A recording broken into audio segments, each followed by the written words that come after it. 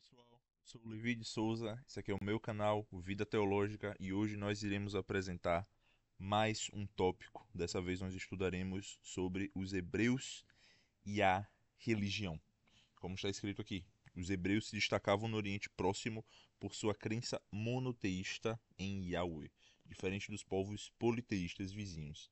Essa fé única, aliada ao cumprimento dos mandamentos da Torá, moldava sua identidade e conduta moral. A religião hebraica era simples, baseada em linguagens clânicas, contrastando com a complexidade dos cultos cananeus. Então hoje nós estaremos conhecendo mais sobre o povo hebreu na esfera da religião. E no próximo vídeo nós veremos o povo hebreu na esfera da política. Então vamos começar. O sistema de sacrifícios judaicos. Os hebreus tinham uma relação complexa com os povos vizinhos, como os cananeus. Embora compartilhassem semelhanças econômicas e culturais, havia uma grande diferença religiosa. A principal característica distintiva dos hebreus era o monoteísmo javista, ou seja, a crença em um Deus único, Yahweh.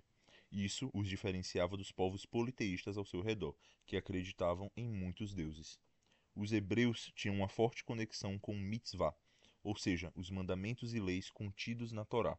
Isso os obrigava a seguir uma moral e uma conduta específica. Deus era um senhor migrante que acompanhava o seu povo, diferente dos deuses cananeus, que eram ligados a uma geografia específica. Isso dava aos hebreus uma identidade única.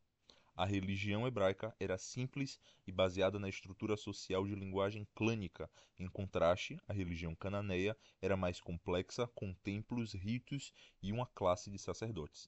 A diferença religiosa entre os hebreus e os povos vizinhos era significativa. O monoteísmo javista e a conexão com o mitzvah davam aos hebreus uma identidade única e os distinguiam dos outros povos do Oriente Médio. O sistema de sacrifícios judaico era complexo e tinha suas raízes em práticas ancestrais. Embora houvesse semelhanças com as práticas das nações vizinhas, havia diferenças importantes, especialmente em relação ao significado por trás dos sacrifícios. Os sacrifícios judaicos tinham uma gradação de vítimas, mas ao contrário de outras nações, o sacrifício de seres humanos, como primogênitos ou virgens, era terminantemente proibido pela Torá. Havia dois principais tipos de sacrifício: o ola, que era inteiramente consumido pelo fogo, e o zevá, que era compartilhado com o ofertante. Esses sacrifícios simbolizavam a necessidade de expiação e comunhão com Deus. No entanto, a prática religiosa, no cotidiano, muitas vezes se afastava do ideal. A teologia da retribuição incentivava os fiéis a ofertar para receber bênçãos, criando um ciclo vicioso de dádiva e bênção. O templo desempenhou um papel econômico importante, acumulando tesouros das ofertas dos fiéis. Com a institucionalização religiosa na monarquia, o tesouro do templo às vezes se fundia com o tesouro real para atender às demandas do Estado. O sistema de sacrifícios judaicos era complexo e tinha múltiplos significados. Embora tivesse um propósito espiritual e religioso, também desempenhou um papel econômico importante no contexto da monarquia. Sobre as festas religiosas do povo hebreu. As celebrações são um fenômeno universal, presente em todas as culturas e civilizações. Elas têm múltiplos sentidos, como agradecimento, solidariedade e devoção. A comida desempenha um papel importante nas celebrações, especialmente entre os hebreus. Para os hebreus, compartilhar uma refeição é um sinal de amizade, união e estima. Isso também se aplica à relação entre os seres humanos e Deus. A refeição compartilhada é um momento de comunhão na presença de Yahweh. Os alimentos mais comuns na mesa hebraica são o pão, o vinho e o azeite de oliveira. Ter esses alimentos na mesa era um sinal de provisão e suficiência. Eles também eram presentes em todas as celebrações. A hospitalidade era fundamental na cultura hebraica. Oferecer comida e abrigo aos viajantes era uma obrigação moral e religiosa. Isso é ilustrado na história do velho homem que oferece abrigo e comida a um viajante. Nas celebrações, a comida era um aspecto importante dessa cultura. A refeição compartilhada é um momento de comunhão e união, e os alimentos têm um significado sagrado. A hospitalidade também é uma virtude fundamental na cultura hebraica. Sobre o Haburá, uma refeição comunitária e de união. O Haburá é uma refeição comunitária que celebra a união e a fraternidade. Pode ser realizada em várias ocasiões, como casamentos, alianças e circuncisões. O importante não é o formato, mas o sentido de comunhão e mutualidade. A cerimônia do Haburá envolve vários passos. Primeiro, lavar as mãos como símbolo de purificação. Segundo, consumir alimentos e pronunciar bênçãos para entrar em sintonia com o sagrado. Terceiro, compartilhar a refeição comunitária com o anfitrião, proferindo bênçãos e distribuindo pão. Quarto, tomar cálices de vinho, cada um com sua própria bênção, incluindo o cálice de ação de graças no final. O Haburá é uma forma de fortalecer os laços comunitários e celebrar momentos especiais. É uma oportunidade para se conectar com o sagrado e com os outros, promovendo a união e a gratidão. Sobre o Kiddush, santificação do Shabat e festas. O Kiddush é uma bênção ou prece proferida para anunciar o início do Shabat, ou dias de festa. É uma forma de santificar o momento e se conectar com Deus. A cerimônia do Kiddush envolve, primeiro, o anfitrião ou chefe da família segura o cálice e ora santificando-o. Segundo, a prece é composta por duas partes: a declamação do trecho da Torá sobre o Shabat e a oração feita pelos sábios. Terceiro, a bênção do vinho é proferida antes de beber. O Kiddush é uma forma de alcançar um nível de santidade através da mitzvah. É uma prática que remonta aos tempos tribais e foi mantida viva durante o exílio babilônico para preservar a memória da comunidade familiar e étnica. O Kiddush é uma bênção importante que marca o início do Shabat, ou dias de festa. É uma forma de se conectar com Deus e celebrar a santidade do momento. Sobre a festa da Páscoa hebraica. A Páscoa é uma celebração muito importante na tradição hebraica. Comemorada no mês de Nissan, que correspondia a março e abril no calendário gregoriano. O termo Páscoa significa passar por cima ou poupar. A origem da Páscoa não é certa, mas há várias teorias. A primeira diz que a Páscoa pode ter começado como um rito de circuncisão ou proteção. A segunda das teorias diz que pode ter sido um ritual para aumentar a vitalidade do rebanho e dos celebrantes. E a terceira diz que pode ter sido uma refeição de celebração da amizade. A Páscoa é provavelmente a celebração mais antiga entre os hebreus. Seu significado e estrutura ritualística foram modificados ao longo do tempo, desde a época dos patriarcas até o judaísmo pós-exílico. A Páscoa, como outras celebrações, foi influenciada por várias culturas e povos do Oriente Próximo. Isso mostra que as tradições religiosas são dinâmicas e podem mudar ao longo do tempo. A Páscoa tem suas raízes em práticas antigas de pastores árabes que acreditavam em perigos demoníacos durante a noite de lua cheia. Para se proteger, eles ofereciam sacrifícios e untavam as portas das tendas com sangue. A Páscoa israelita foi influenciada por essas práticas e se tornou uma cerimônia realizada antes da partida dos pastores para novas pastagens. Era uma oportunidade para as famílias se reunirem e celebrarem a comunhão e fraternidade. A Páscoa é apresentada de duas formas distintas no Pentateuco. Primeiro, no Êxodo, é uma celebração familiar em homenagem a Yahweh. No Deuteronômio, é uma data especial no calendário judaico, que comemora a libertação dos egípcios. A Páscoa é uma celebração que condensa múltiplos sentidos, incluindo a libertação, a gratidão e a comunhão. É uma oportunidade para lembrar da história do povo e celebrar a presença de Deus. A celebração dos pães ázimos era uma festa que ocorria no início da primavera, quando a cevada era colhida. Era uma oportunidade para agradecer a Deus pelas primícias da colheita e pedir por aumento dos rebanhos e fecundidade dos campos. Os pães ázimos eram feitos com grãos frescos da nova colheita, sem fermento. Isso simbolizava a pureza e a renovação. Segundo a teologia paulina, o pão sem fermento representa a pureza e a verdade, enquanto o fermento velho representa o pecado e a imoralidade. A celebração da Páscoa e dos pães ázimos estão relacionadas, mas alguns autores acreditam que eram duas festas separadas que se juntaram ao longo do tempo. A reforma religiosa de Josias pode ter sido o momento em que as duas festas se tornaram uma.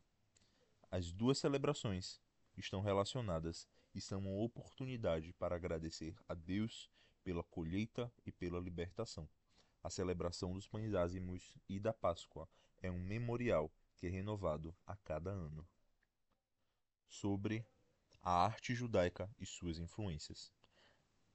A Torá não condena a arte em si, mas sim a idolatria. Isso pode ter influenciado o desenvolvimento das artes visuais entre os hebreus.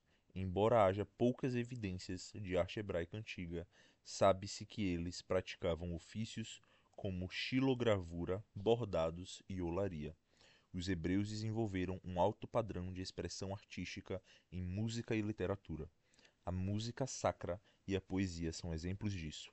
Instrumentos como harpa, flauta e trombeta eram usados em celebrações e cerimônias.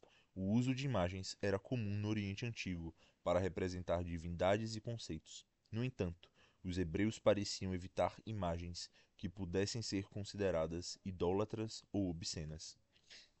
A arte hebraica foi influenciada por culturas vizinhas, como a egípcia e a fenícia.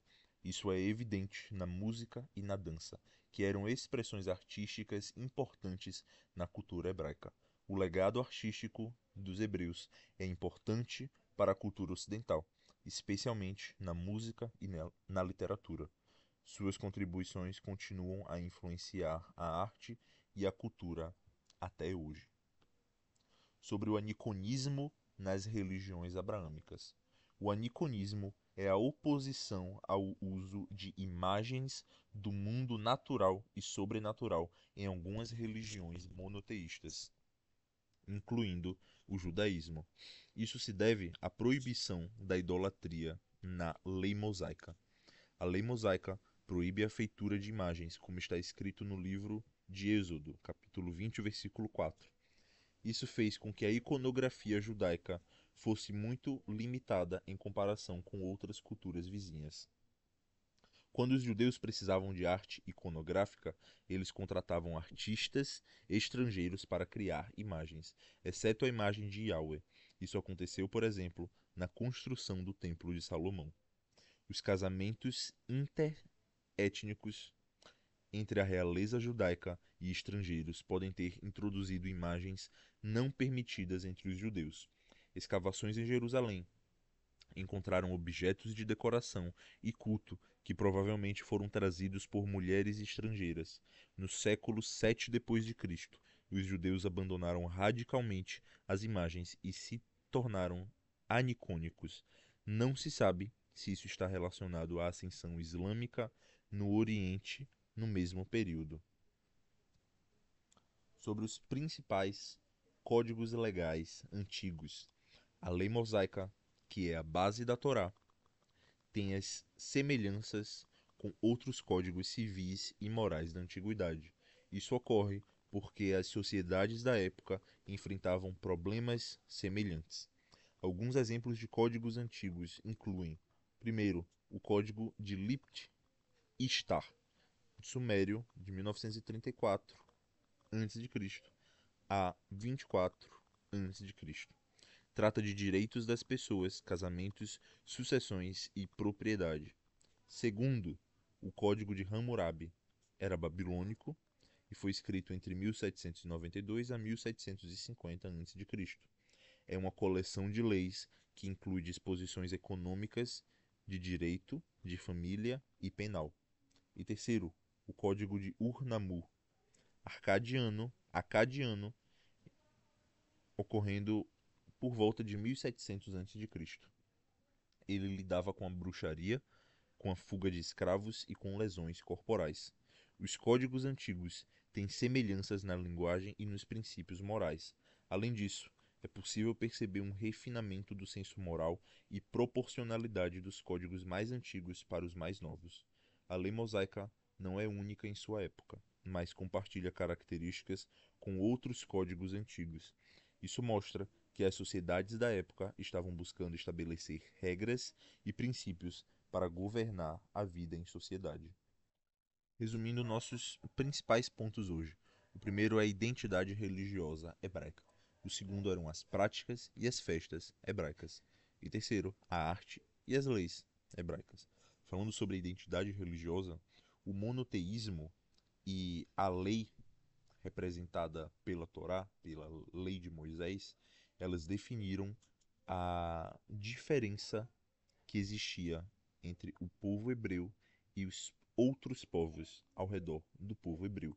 Por quê? Eles partiam de uma cosmovisão diferente. Enquanto outras religiões dos outros povos acreditavam que o universo sempre existiu, ou que o universo foi criado em algum momento, e o universo criou os deuses.